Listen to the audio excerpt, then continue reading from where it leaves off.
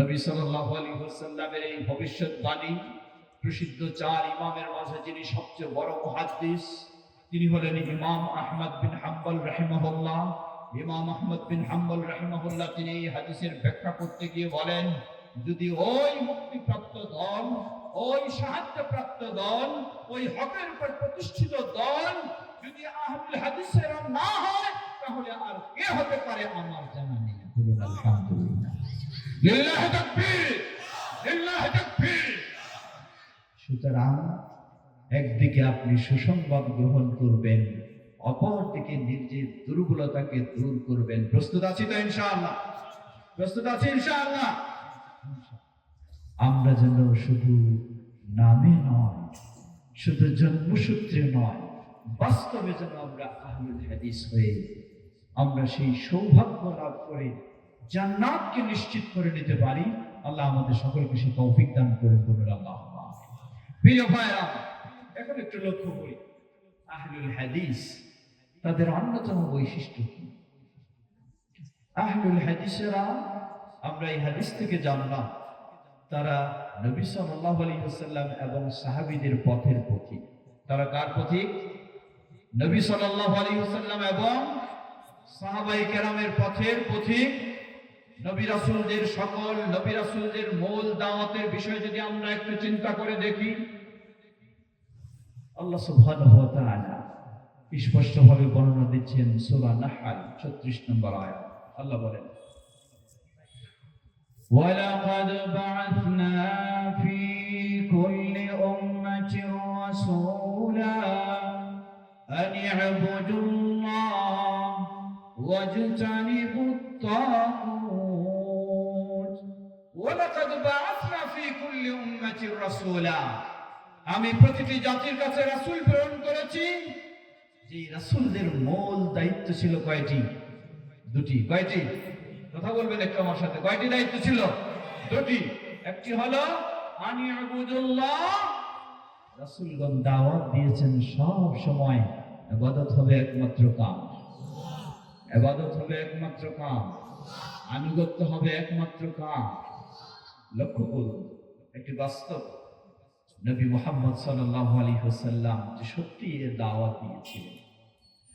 নবী সাল্লাল্লাহু আলাইহি ওয়াসাল্লাম মক্কায় তাওহীদের দাওয়াত দিচ্ছেন, কিন্তু দিন যতই যায় অনুসারী বৃদ্ধি হয় ঠিকই, কিন্তু বাধা বিপত্তি, ষড়যন্ত্র, নির্যাতন, নিষ্পেষণ কমে না, বাড়ে, দিনে দিনে বাড়তে থাকে। পরিস্থিতি যেন খুবই কঠিন। সাহাবায়ে কেরাম অস্থির হয়ে গেছেন, সহ্যের বাইরে চলে যায়। হাদিসটি সহিহুল বুখারী। নবী সাল্লাল্লাহু আলাইহি ওয়াসাল্লাম ভাবলেন, মক্কার পরিবেশ খুব কঠিন, এই মক্কার পরিবেশে সম্ভব নয় তাওহীদের মারকাজ, তাওহীদের কেন্দ্রকে সুপ্রতিষ্ঠিত করা। মনে হয় মক্কা থেকে বের হতে হবে। তিনি বেছে নিলেন একটি জায়গা, সেটি হলো তায়েফ। কোন দিকে? তায়েফ। বুক ভরা আশা নিয়ে নবী সাল্লাল্লাহু আলাইহি ওয়াসাল্লাম তায়েফের দিকে বের হলেন। সেই তায়েফকে যেন মক্কার চেয়ে আরো ভালো পরিবেশ তিনি পাবেন। কিন্তু সেই তায়েফে গিয়ে যখন তিনি এই তাওহীদের দাওয়াত দিলেন, তায়েফবাসী সেই তাওহীদের দাওয়াত তো গ্রহণ করা দূরের কথা, মক্কার মানুষেরা অন্যদের প্রতি নির্যাতন চালালেও, নবী মুহাম্মদ সাল্লাল্লাহু আলাইহি ওয়াসাল্লামকে বিভিন্ন অপবাদ দিলেও, নবী সাল্লাল্লাহু আলাইহি ওয়াসাল্লামকে মক্কার মানুষেরা কখনো রক্তাক্ত করেনি। ওয়া ইউসাল্লিমু তাসলিমা। وعن أبي هريرة رضي الله تعالى عنه قال قال رسول الله صلى الله عليه وسلم كل أمتي يدخلون الجنة إلا من أبى قيل يا رسول الله ومن يأبى قال من أطاعني دخل الجنة ومن عصاني فقد أبى رواه البخاري।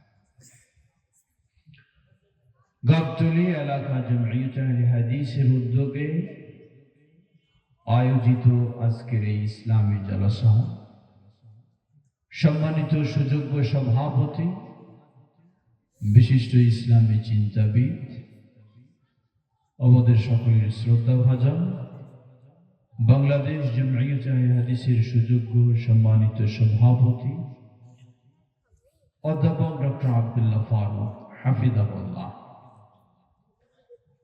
যিনি অসুস্থতা সত্ত্বেও অতি স্বল্প সময়ে অত্যন্ত মূল্যবান নির্দেশনামূলক কথা রাখলেন। আল্লাহ তাকে পূর্ণ সুস্থতা দান করুন। সম্মানিত প্রধান অতিথি, বিশেষ অতিথিবৃন্দ, আমন্ত্রিত উলামায়ে কেরাম, বিশেষ করে যারা বক্তব্য রেখেছেন, যাদের মাঝে অন্যতম জেলা জামিয়াতে হাদিসের সম্মানিত সহসভাপতি মাওলানা বিলাল বিন নওয়াব, আরো সংক্ষিপ্ত সাংগঠনিক বক্তব্য রেখেছেন জেলা জামিয়াতে হাদিসের সম্মানিত জেনারেল সেক্রেটারি মাওলানা আবু নসর মোহাম্মদ ইয়াহিয়া, অত্র গাবতলী এলাকা জামিয়াতের সম্মানিত সুযোগ্য সভাপতি,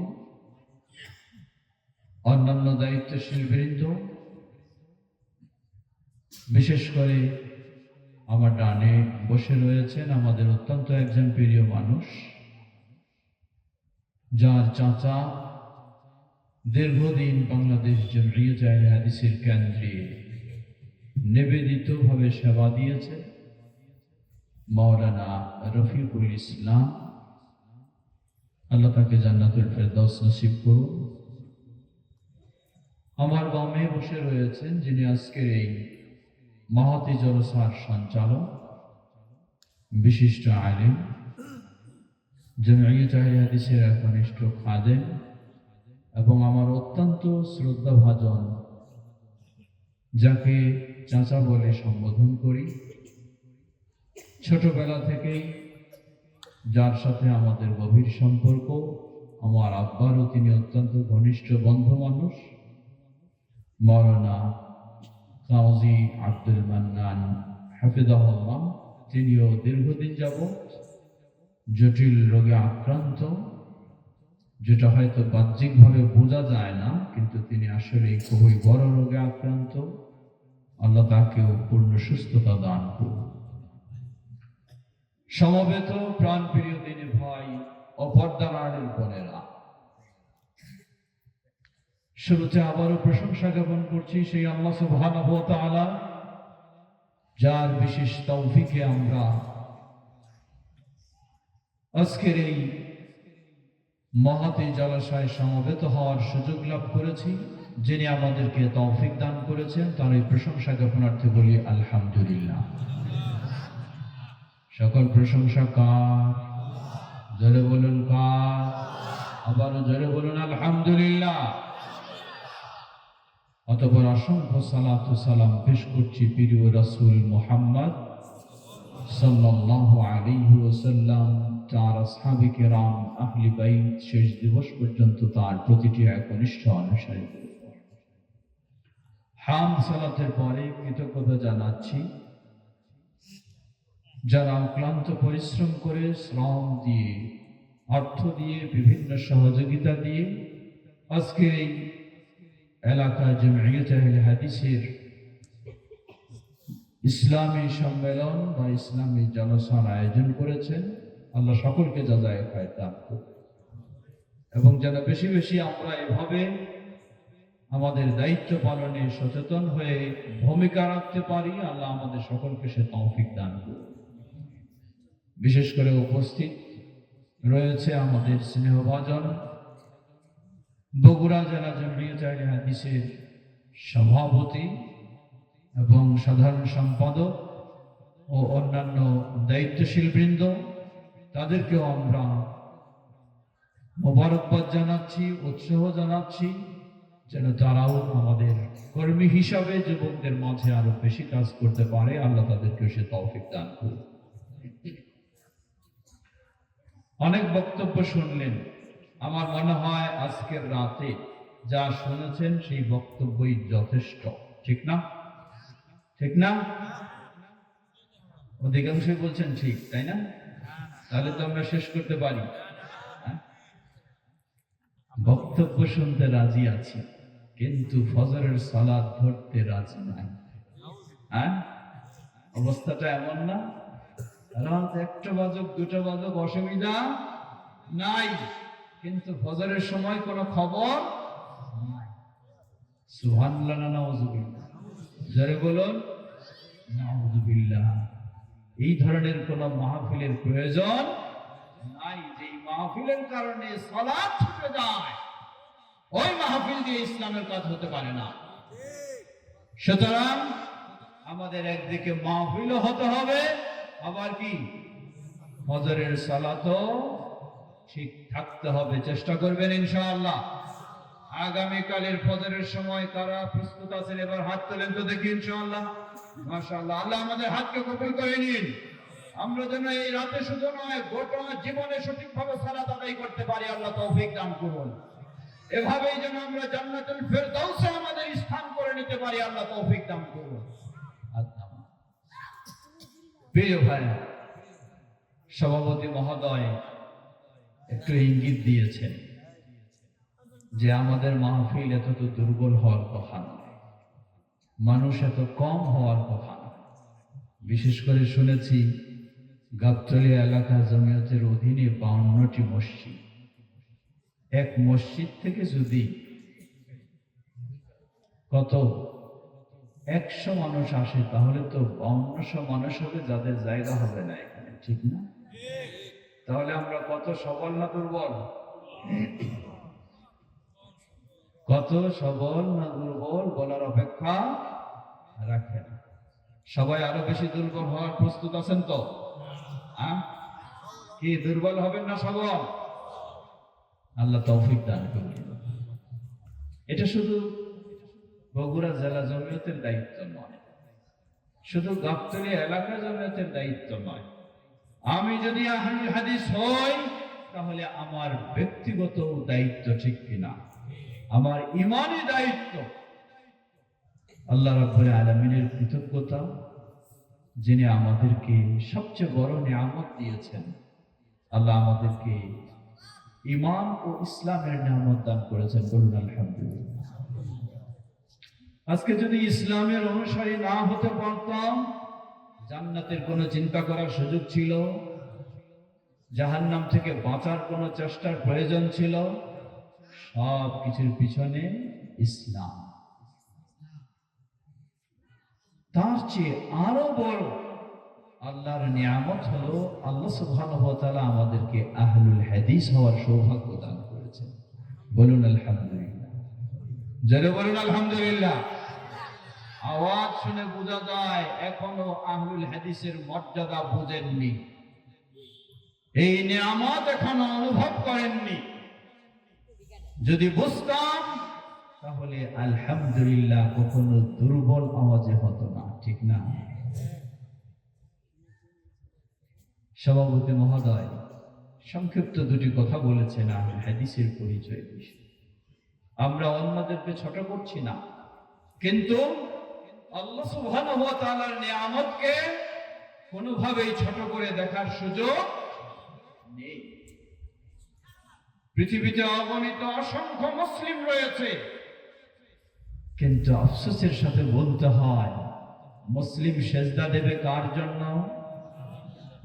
কিন্তু মুসলিম হয়ে সেজদা দেয় মানুষের জন্য, ঠিক না? মুসলিম হয়ে সেজদা দেয় কবরের জন্য, মুসলিম হয়ে সেজদা দেয় মাজারে, আরো কত জায়গায়।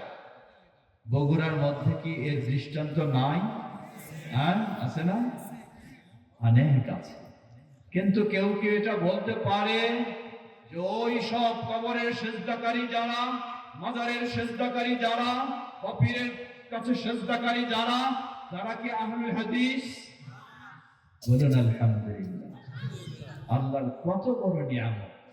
আপনি ইসলাম সম্পর্কে বিশেষজ্ঞ নন, গভীর জ্ঞান আপনার নেই, কিন্তু এতটুকু আপনার ধারণা জন্মসূত্রে হলো আপনি আহলুল হাদিস হওয়ার সৌভাগ্য লাভ করেছেন, আপনার ভিতরে আকীদা তৈরি হয়েছে, আপনার ভিতরে বিশ্বাস তৈরি হয়েছে। আহলুল হাদিস কখনো এক আল্লাহ ছাড়া অন্য কারো কাছে সেজদা দিতে পারে না।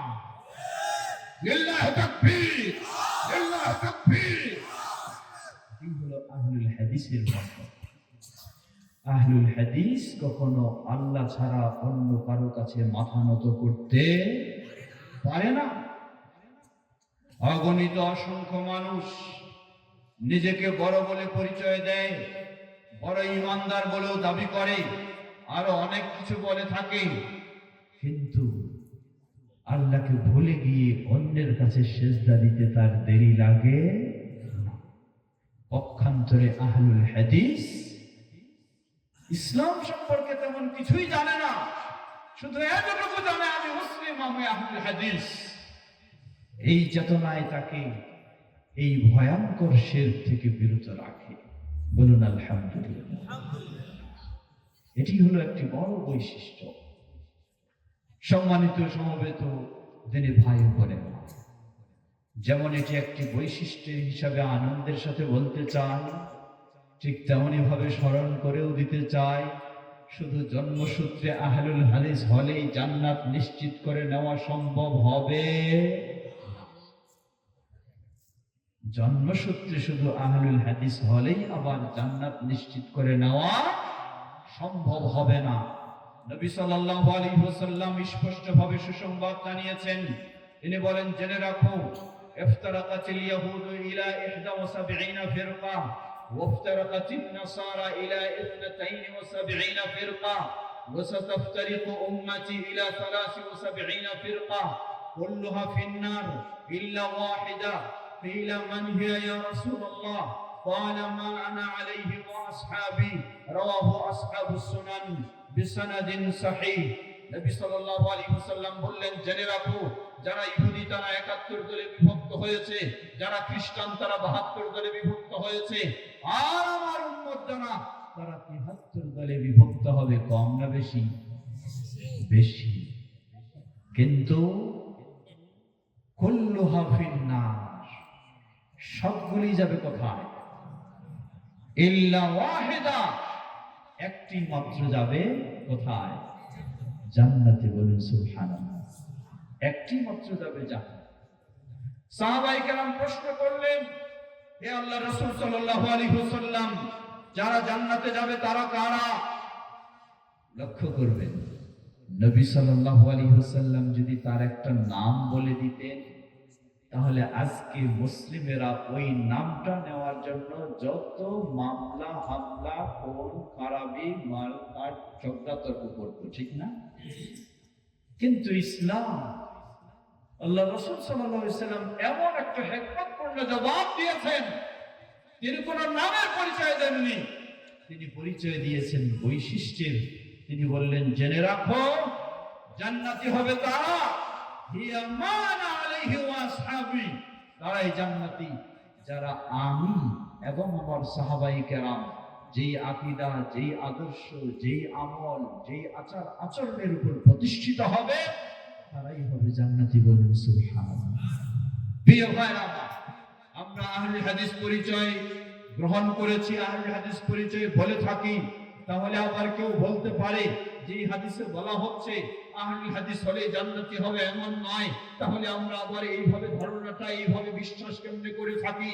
নবী সাল্লাল্লাহু আলাইহি ওয়াসাল্লাম আরেক হাদিসে সুসংবাদ দিলেন, সহিহ মুসলিমের হাদিস। নবী সাল্লাল্লাহু আলাইহি ওয়াসাল্লাম বলেন, জেনে রাখো, লা তাযালু তাইফাতুম মিন উম্মতি যাহিরিনা আলাল হক লা ইয়াদুররুহুম মান খাযালাহুম হাত্তা ইয়াতি আমরুল্লাহ ওয়া হুম কাযালিক, রাওয়াহু মুসলিম। আমার উম্মতের মাঝে একটি দল, তারা সর্বদাই হকের উপরে প্রতিষ্ঠিত থাকবে, তারা সর্বদাই হকের উপর প্রতিষ্ঠিত থাকবে, হকের উপর সাহায্য প্রাপ্ত হবে, তারাই বিজয়ী হবে। লা ইয়াদুররুহুম মান খাযালাহুম, যে যতই তাদেরকে তিরস্কার করতে চায়, যে যতই তাদেরকে তুচ্ছ তাচ্ছিল্য করতে চায়, যে যতই তাদেরকে অপবাদ, বিভিন্ন রকমের ক্ষতিগ্রস্ত করতে চায়, নবী সাল্লাল্লাহু আলাইহি ওয়াসাল্লাম 1400 বছর পূর্বেই সেই ঘোষণা দিয়েছেন, লা ইয়াদুররুহুম, তাদেরকে কখনো ক্ষতিগ্রস্ত করতে পারবে কতদিন? হাত্তা ইয়াতিয়া আমরুল্লাহ, কিয়ামত সন্নিকটে এসে যাবে, তবু তারা হকের উপরেই প্রতিষ্ঠিত থাকবে, তাদেরকে বিরোধীরা কখনো ক্ষতিগ্রস্ত করতে পারবে না। বলেন সুবহানাল্লাহ। নবী সাল্লাল্লাহু আলাইহি ওয়াসাল্লামের এই ভবিষ্যৎবাণী প্রসিদ্ধ চার ইমামের মাঝে যিনি সবচেয়ে বড় মুহাদ্দিস, তিনি হলেন ইমাম আহমদ বিন হাম্বল রাহিমাহুল্লাহ। ইমাম আহমদ বিন হাম্বল রাহিমাহুল্লাহ তিনি এই হাদিসের ব্যাখ্যা করতে গিয়ে বলেন, যদি ওই মুক্তিপ্রাপ্ত দল, ওই সাহায্যপ্রাপ্ত দল, ওই হকের উপর প্রতিষ্ঠিত দল যদি আহলুল হাদিসের না হয়, তাহলে আর কে হতে পারে আমার জানা নেই। বলুন আলহামদুলিল্লাহ, লিল্লাহি তাকবীর, লিল্লাহি তাকবীর। সুতরাং একদিকে আপনি সুসংবাদ গ্রহণ করবেন, অপরদিকে নিজের দুর্বলতাকে দূর করবেন। প্রস্তুত আছি তো ইনশাআল্লাহ? প্রস্তুত আছি ইনশাআল্লাহ? আমরা যেন শুধু নামে নয়, শুধু জন্মসূত্রে নয়, বাস্তবে যেন আমরা আহলুল হাদিস হয়ে আমরা সেই সৌভাগ্য লাভ করে জান্নাতকে নিশ্চিত করে নিতে পারি। আল্লাহ আমাদের সকলকে সে তৌফিক দান করুন। বলুন আল্লাহুম্মা আমিন। প্রিয় ভাইরা, এখন একটু লক্ষ্য করি আহলুল হাদিস তাদের অন্যতম বৈশিষ্ট্য কি। আহলুল হাদিসেরা, আমরা এই হাদিস থেকে জানলাম, তারা নবী সাল্লাল্লাহু আলাইহি ওয়াসাল্লাম এবং সাহাবীদের পথের পথিক। তারা কার পথিক? নবী সাল্লাল্লাহু আলাইহি ওয়াসাল্লাম এবং সাহাবায়ে কেরামের পথের পথিক। নবী রাসূলদের সকল নবী রাসূলদের মূল দাওয়াতের বিষয় যদি আমরা একটু চিন্তা করে দেখি, আল্লাহ সুবহানাহু ওয়া তাআলা স্পষ্টভাবে বর্ণনা দিচ্ছেন সূরা নাহল 36 নম্বর আয়াত। আল্লাহ বলেন, وَلَقَدْ بَعَثْنَا فِي كُلِّ أُمَّةٍ رَسُولًا أَنِ اعْبُدُوا اللَّهَ وَاجْتَنِبُوا الطَّاغُوتَ وَلَقَدْ بَعَثْنَا فِي كُلِّ أُمَّةٍ رَسُولًا। আমি প্রতিটি জাতির কাছে রাসূল প্রেরণ করেছি। যে রাসূলদের মূল দায়িত্ব ছিল কয়টি? দুটি। কয়টি? কথা বলবেন একটু আমার সাথে। কয়টি দায়িত্ব ছিল? দুটি। একটি হলো আনি ইবুদুল্লাহ, রাসূলগণ দাওয়াত দিয়েছেন সব সময় ইবাদত হবে একমাত্র কাম, ইবাদত হবে একমাত্র কাম, আনুগত্য হবে একমাত্র কাম। লক্ষ্য করুন একটি বাস্তব, নবী মুহাম্মদ সাল্লাল্লাহু আলাইহি ওয়াসাল্লাম যে সত্যি এর দাওয়াত দিয়েছিলেন। নবী সাল্লাল্লাহু আলাইহি ওয়াসাল্লাম মক্কায় তাওহীদের দাওয়াত দিচ্ছেন, কিন্তু দিন যতই যায় অনুসারী বৃদ্ধি হয় ঠিকই, কিন্তু বাধা বিপত্তি, ষড়যন্ত্র, নির্যাতন, নিষ্পেষণ কমে না, বাড়ে, দিনে দিনে বাড়তে থাকে। পরিস্থিতি যেন খুবই কঠিন। সাহাবায়ে কেরাম অস্থির হয়ে গেছেন, সহ্যের বাইরে চলে যায়। হাদিসটি সহিহুল বুখারী। নবী সাল্লাল্লাহু আলাইহি ওয়াসাল্লাম ভাবলেন মক্কার পরিবেশ খুব কঠিন, এই মক্কার পরিবেশে সম্ভব নয় তাওহীদের মারকাজ, তাওহীদের কেন্দ্রকে সুপ্রতিষ্ঠিত করা। মনে হয় মক্কা থেকে বের হতে হবে। তিনি বেছে নিলেন একটি জায়গা, সেটি হলো তয়েফ। কোন দিকে? তয়েফ। বুক ভরা আশা নিয়ে নবী সাল্লাল্লাহু আলাইহি ওয়াসাল্লাম তয়েফের দিকে বের হলেন। সেই তয়েফকে যেন মক্কার চেয়ে আরো ভালো পরিবেশ তিনি পাবেন। কিন্তু সেই তয়েফে গিয়ে যখন তিনি এই তাওহীদের দাওয়াত দিলেন, তয়েফবাসী সেই তাওহীদের দাওয়াত তো গ্রহণ করা দূরের কথা, মক্কার মানুষেরা অন্যদের প্রতি নির্যাতন চালালেও নবী মুহাম্মদ সাল্লাল্লাহু আলাইহি ওয়াসাল্লামকে বিভিন্ন অপবাদ দিলেও নবী সাল্লাল্লাহু আলাইহি ওয়াসাল্লামকে মক্কার মানুষেরা কখনো রক্তাক্ত করেনি। কিন্তু তয়েফে যখন তিনি গেলেন, বুক ভরা আশা নিয়ে তয়েফবাসী নবী সাল্লাল্লাহু আলাইহি ওয়াসাল্লামের দাওয়াত প্রত্যাখ্যান তো করলই, দুষ্ট বখাটেরদেরকে লেলিয়ে দিয়ে ইটপাটকেল নিক্ষেপ করে নবী সাল্লাল্লাহু আলাইহি ওয়াসাল্লামকে রক্তে রক্তাক্ত করা হলো। আল্লাহু আকবার। কঠিন অবস্থা, গায়ে রক্ত ঝরছে। নবী সাল্লাল্লাহু আলাইহি ওয়াসাল্লাম তয়েফ থেকে রক্তাক্ত অবস্থায় ফিরছেন। পথিমধ্যে হঠাৎ দেখছেন উপর থেকে এক ছায়া নেমে আসছে। ছায়া নেমে আসতেই নবী সাল্লাল্লাহু আলাইহি ওয়াসাল্লাম দেখলেন নেমে আসলেন উপর থেকে জিবরিল আলাইহিস সালাম। জিবরিল আলাইহিস সালাম তিনি সাথে নিয়ে আসলেন আরেকজন ফেরেশতাকে। জিবরিল আলাইহিস সালাম বললেন, হে মুহাম্মদ সাল্লাল্লাহু আলাইহি ওয়াসাল্লাম, তায়েফবাসীর এই চরম অন্যায় নির্যাতন, তারা আজকে আপনাকে রক্তাক্ত করেছে, ব্যথিত করেছে। আল্লাহ সুবহানাহু ওয়া তাআলা সব দেখেছেন, তিনি সব শুনেছেন। আল্লাহ আমাকে প্রেরণ করেছেন, আপনি সম্মতি দিলে আমার সাথে রয়েছেন মালাকুল জিবাল, গোটা বিশ্বের পাহাড় নিয়ন্ত্রণকারী ফেরেশতাদের যিনি লিডার, সেই লিডারকে আমি সাথে নিয়ে এসেছি। আপনি সম্মতি দিলে মক্কার দুই বিশাল পাহাড় দিয়ে এই তায়েফবাসী যারা আজকে রক্তাক্ত করেছে আপনাকে, তাদেরকে নিশ্চিহ্ন করে দেওয়া হবে। নবী সাল্লাল্লাহু আলাইহি ওয়াসাল্লাম কি বললেন, কি জবাব দিলেন শুনুন। আমরা সুযোগ পেলে তো খুবই সুযোগটিকে গ্রহণ করতাম, ঠিক না? কিন্তু নবী সাল্লাল্লাহু আলাইহি ওয়াসাল্লাম রাহমাতুল লিল আলামিন, গোটা বিশ্বের জন্য তিনি রহমত স্বরূপ, রহমত দিয়ে তার বুক ভরা। মানুষের তিনি শাস্তি চান না, মানুষের তিনি প্রতিশোধ নিতে চান না। নবী সাল্লাল্লাহু আলাইহি ওয়াসাল্লাম জবাব দিলেন, হে জিবরিল, জেনে রাখো তাদেরকে শাস্তির জন্য তো আপনাকে আল্লাহ রাব্বুল আলামিন প্রেরণ করেছেন, কিন্তু আমি বলবো আরজুল্লাহ আন ইখরিজা মিন আসলাবিহিম মান ইয়াবুদুল্লাহ ওয়াহদাহু ওয়া লা ইউশরিকু বিহি শাইআ। আমি আল্লাহর কাছে আশাবাদী, আমি তাদের শাস্তি চাই না, বরং আল্লাহর কাছে আশাবাদী যে তায়েফবাসী আজকে আমাকে রক্তাক্ত করেছে, তাদের পরবর্তী প্রজন্ম এমন তৈরি হবে যারা এক আল্লাহর তাওহীদের উপর প্রতিষ্ঠিত হয়ে তার ইবাদত করবে। ওয়ালা ইউশরিকু বিহি শাইআ, আল্লাহর সাথে তারা কোনো ধরনের শিরকে লিপ্ত হবে না। সুবহানাল্লাহ। নবী সাল্লাল্লাহু আলাইহি ওয়াসাল্লামের ছিল এই মিশন, এটাই ছিল তার ভিশন। সেই আলোকে বাংলার বুকে শুধু নয়, গোটা বিশ্বের বুকে আহলুল হাদিস যারা রয়েছে, আহলুল হাদিসদের দাওয়াতই হলো সর্বপ্রথম আমাদেরকে প্রতিষ্ঠিত হতে হবে তাওহীদের উপরে, ইবাদত হতে হবে একমাত্র কার, আনুগত্য হবে একমাত্র কার, এবং সকল প্রকার শিরক থেকে হতে হবে মুক্ত। আল্লাহ সুবহানাহু ওয়া তাআলা স্পষ্ট ঘোষণা দেওয়ার জন্য বলেন, আল্লাহ বলেন, বলুন, কুল ইন্না সালাতি ওয়া নুসুকি ওয়া মাহইয়ায়া ওয়া মামাতি লিল্লাহি রাব্বিল আলামিন লা শারীকা লাহু ওয়া বিযালিকা উমিরতু ওয়া আনা আউয়ালুল মুসলিমিন। কুল, বলো, তুমি ঘোষণা দিয়ে দাও, ইন্না সালাতি, আমার সালাত, ওয়া নুসুকি, আমার কুরবানি, আমার জীবনের সকল ইবাদত, এমনকি ওয়া মাহইয়ায়া ওয়া মামাতি, আমার জীবন মরণ সব কিছু একমাত্র কার জন্য?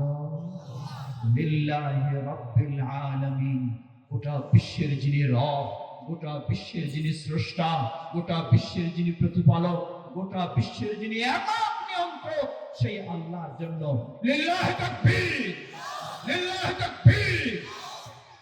কোন আল্লাহ? লা শারীকা লাহু, যে আল্লাহর কোনো শরীক নেই।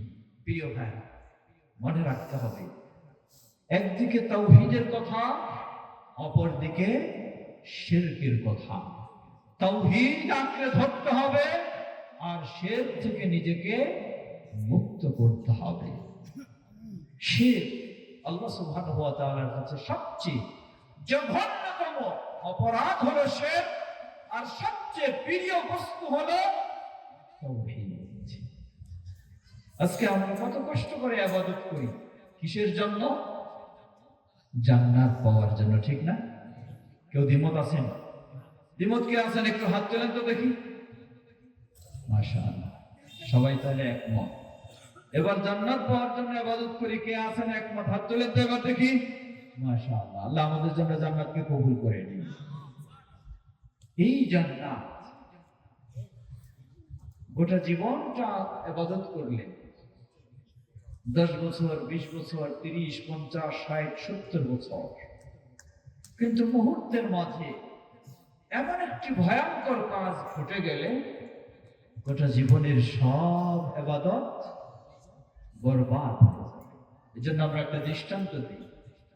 ধরেন একটা 100 তলার বিল্ডিং, কয়তলা বানাতে তো 100 দিন লাগবে নাকি? হ্যাঁ, কয়েক বছর লাগবে, তাই না? কিন্তু এই 100 তলার বিল্ডিং ভাঙতে কয় বছর লাগবে? সেকেন্ড লাগবে। কিছুদিন আগে আমরা দেখলাম ভয়াবহ পরিস্থিতি সেই তুরস্ক এবং সিরিয়ায়। আল্লাহ সেই মুসলিমদের যারা বিদায় নিয়ে গেছে তাদেরকে জান্নাতুল ফেরদাউস নসিব করুন। যারা ক্ষতিগ্রস্ত, অসুস্থ, আল্লাহ তাদেরকে পূর্ণ সুস্থতা দান করুন এবং এই বিপদ থেকে শিক্ষা গ্রহণ করে আমরা যেন দিনের পথে ফিরে আসতে পারি, আল্লাহ সে তৌফিক আমাদেরকে দান করুন। তুরস্কের ভূমিকম্প তো শুধু তুরস্কেই হবে, বাংলাদেশে কোনোদিন হতে পারবে না, তাই না? অনেক ক্ষমতাশালী মানুষ আছে আমাদের, তারা আল্লাহর এই আযাবকে মোকাবেলা করতে পারে। হ্যাঁ, পারে কেউ মোকাবেলা করতে? আল্লাহর আযাব তো মোকাবেলা দূরের কথা, নিজের শরীরে একটু সমস্যা হলে মোকাবেলা করার যার ক্ষমতা নাই, সে আল্লাহর আযাবের মোকাবেলা করবে। আল্লাহর আযাবের মোকাবেলার একটি পথ রয়েছে অবশ্যই, সেই পথ হলো আল্লাহর কাছে আত্মসমর্পণ করা। কি ঠিক কিনা? আল্লাহর কাছে আত্মসমর্পণের মাধ্যমে শুধু আল্লাহর আযাব থেকে বাঁচা যাবে, না হলে পৃথিবীর কোনো শক্তি নেই। ওই সেই রাষ্ট্রীয় শাসক যত বড় ক্ষমতার অধিকারী হোক, সেই ফেরাউন আল্লাহর আযাবে বেঁচে ছিল না শেষ হয়ে গেছে? নমরুদ বেঁচে ছিল না শেষ হয়ে গেছে? যতই আপনি অর্থের মালিক হন, সেই কারণ কত অর্থের মালিক ছিল, আল্লাহর আযাবে মানুষের চোখের সামনে মাটির নিচে ডুবে গেছে, নিজের সম্পদ নিজেকে বাঁচাতে পারেনি। বাঁচাতে পারেন একমাত্র কে? সুতরাং ফিরে আসতে হবে কার কাছে? আল্লাহর কাছে। আর আল্লাহর কাছে ফিরে আসতে হলে আল্লাহর সাথে যেই অপরাধগুলি বর্জন করতে হবে, প্রথম অপরাধ হলো কি? প্রথম অপরাধ কোনটি? সে যেটা বলছিলাম যে 100 তলা ভবন নির্মাণ করতে অনেক সময় লাগে, কিন্তু এই ভবনটাকে ভেঙে ফেলতে অনেক সময় লাগে না, মুহূর্তের প্রয়োজন হয়। একটি ভয়ঙ্কর শক্তিশালী বোমা যদি বিস্ফোরণ ঘটানো হয়, এই বোমাটির নাম কি জানেন? হ্যাঁ, এই বোমাটির নাম হলো শিরক। বোমাটির নাম শিরক। আপনার জীবনে 50, 60, 70 বছর ধরে ইবাদত করলেন, আল্লাহ সুবহানাহু ওয়া তাআলা বলেন ওয়ালাউ আশরাকু লাহাবিতা আনহুম মা কানু ইয়ামালুন। যদি তারা শিরকে লিপ্ত হয়, দীর্ঘ জীবনে যত আমল করেছে সব আমলগুলি মুহূর্তের মাঝে বরবাদ হয়ে যাবে, মুহূর্তের মাঝে শেষ। জান্নাতের আশায় কত কষ্ট করে কত ইবাদত করেছি, কিন্তু যদি এই ভয়ঙ্কর শিরকে জড়িয়ে যায়, মুহূর্তের মাঝে জান্নাত আমার জন্য কি হবে? হারাম হয়ে যাবে। আল্লাহ বলেন সূরা মায়েদা 72 নম্বর আয়াত, ইন্নাহু মান ইউশরিক বিল্লাহ ফাকাদ হারামাল্লাহু আলাইহিল জান্নাহ ওয়া মাওয়াহুন নার ওয়া মা লিয-যালিমিনা মিন আনসার। ইন্নাহু মান ইউশরিক বিল্লাহ, যে আল্লাহর সাথে শিরকে লিপ্ত হয়, ফাকাদ হারামাল্লাহু আলাইহিল জান্নাহ, আল্লাহ তার জন্য জান্নাতকে কি করে দেন?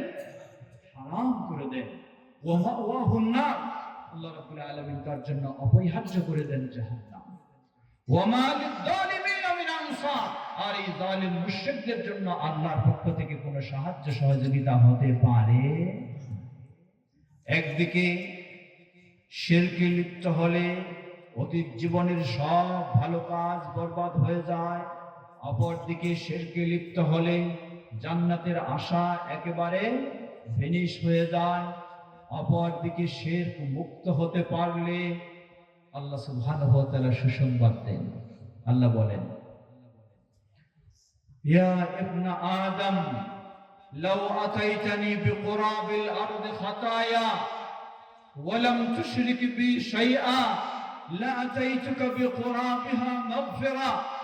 হে আদম সন্তান, জেনে রাখো, যদি তুমি আমার কাছে আসো কি অবস্থায়, গোটা পৃথিবীর সমান গুনাহ নিয়ে যদি তুমি আমার কাছে আসো, আল্লাহ, সামান্য গুনাহ নয়, গোটা পৃথিবীর সমান, কিন্তু একটি শর্ত।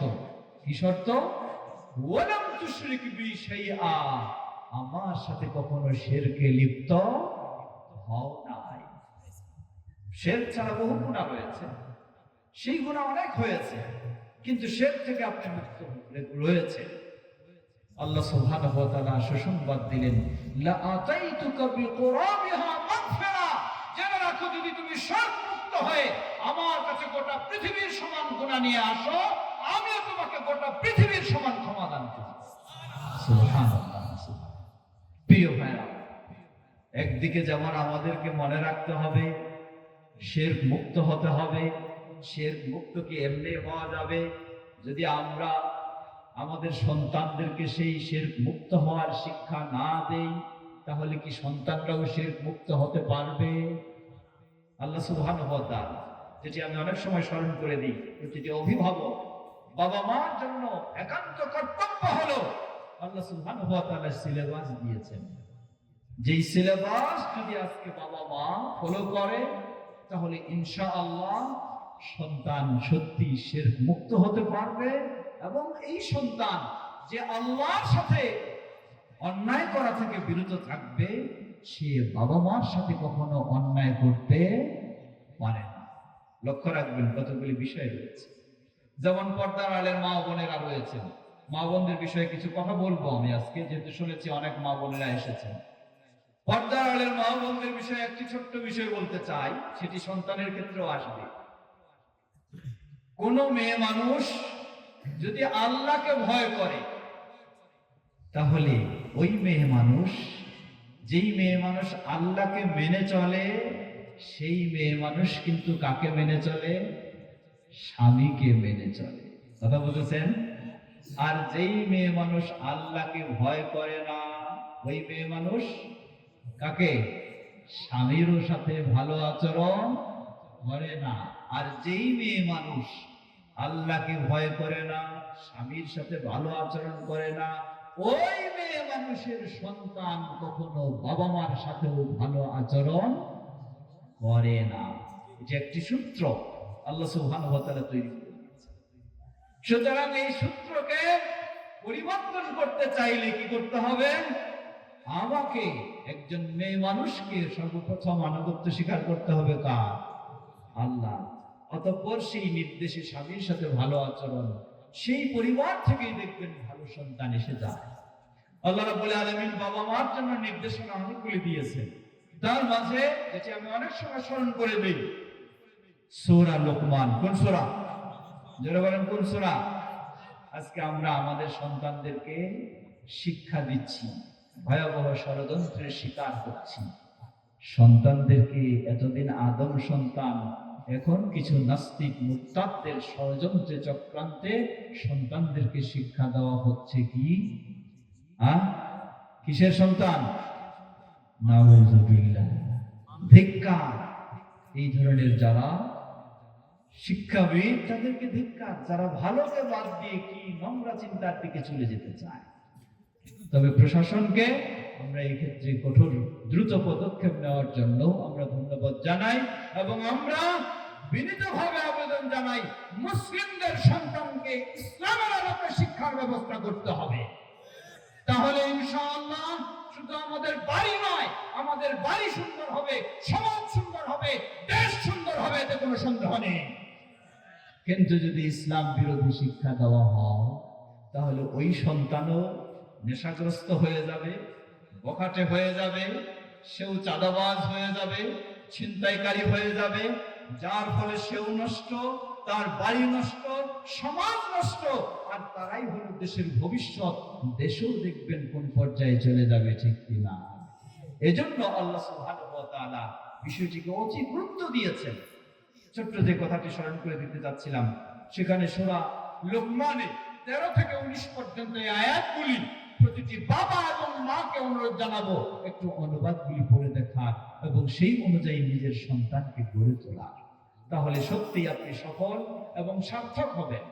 আপনার সন্তান হতে পারে তার সেই কোটি কোটি টাকার সম্পদ তার নেই, কিন্তু সন্তান যদি আদর্শবান হয়, সন্তান যদি বাবা মার জন্য আল্লাহর কাছে দুহাত তুলে কি বলবে, রব্বির হামহুমা কামা রব্বায়ানি সগীরা বলার মতো যোগ্যতা তার হয়, তাহলে এটাই হলো বাবা মার জন্য সবচেয়ে সৌভাগ্যের বিষয়, ঠিক কিনা? নচেৎ বহু অর্থশালী মানুষ যার সন্তান নিজেও তিনি সন্তানের জন্য বহু অর্থ সম্পদ জোগাড় করেছেন, সন্তানও অনেক বড় সম্পদশালী একদিকে, অপরদিকে অনেক বড় সন্ত্রাসীও হয়ে গেছে। এত বড় সম্পদের মালিক হয়েও সমাজে তিনি মানুষের সামনে তৃপ্তি সহকারে মাথা তুলতে পারেন না, ঠিক কিনা? সবাই চিনে এ হলো কার বাবা? সন্ত্রাসীর বাবা। অপরপক্ষে আপনার সন্তানের সম্পদ নেই, কিন্তু তার মাঝে যদি থাকে উত্তম আদর্শ, তাহলে সবাই বলবে যে এই ভালো ছেলেটা, এই হলো অমুকের ছেলে, অমুকের এর বাবা হলো অমুক। তারা কিছু না দিতে পারলেও সন্তানকে আদর্শ সন্তান হিসেবে গড়ে তুলেছে, ঠিক কিনা? চেষ্টা করবো তো সন্তানদেরকে সেভাবে গড়ে তুলতে। সন্তানদেরকে সেভাবে গড়ে তুলতে হলে সর্বপ্রথম সন্তানকে যে শিক্ষা দিতে হবে, وَإِذْ قَالَ لُقْمَانُ لِابْنِهِ وَهُوَ يَعِظُهُ يَا بُنَيَّ لَا تُشْرِكْ بِاللَّهِ إِنَّ الشِّرْكَ لَظُلْمٌ عَظِيمٌ। স্মরণ করুন সেই সময়ের কথা। লুকমান যখন তার কলিজার টুকরা প্রিয় বৎসকে উপদেশ দিতে গিয়ে বললেন, হে প্রিয় বৎস, লা তুশরিক বিল্লাহ, তুমি কি করো না? আল্লাহর সাথে শিরকে লিপ্ত হয় না। কারণ ইন্নাশ শিরকা লাযুলমুন আযীম, পৃথিবীর বুকে মহা অন্যায়, মহা অপরাধ, মহা অবিচার হলো কোনটা?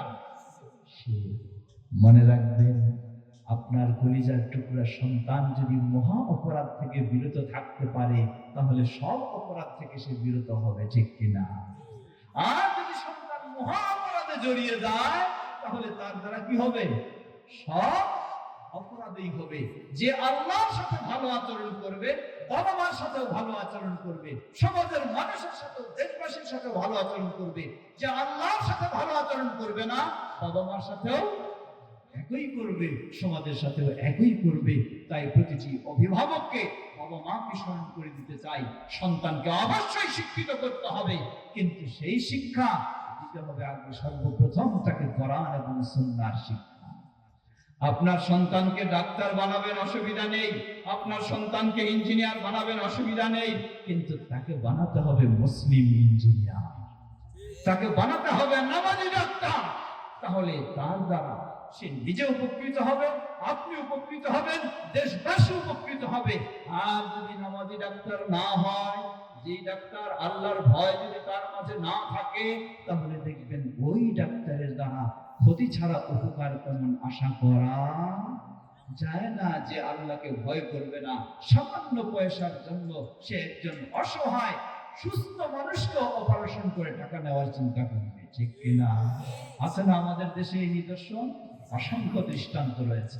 প্রিয় ভাইরা আমার, ফিরে আসা, আমরা বলছিলাম উত্তম আদর্শ সন্তান গড়ে তুলতে হলে আমাদেরকে সন্তানকে সেই তাওহীদের শিক্ষা, শিরক মুক্ত শিক্ষা, সুন্নাহর শিক্ষা দিয়ে আমাদেরকে গড়ে তুলতে হবে।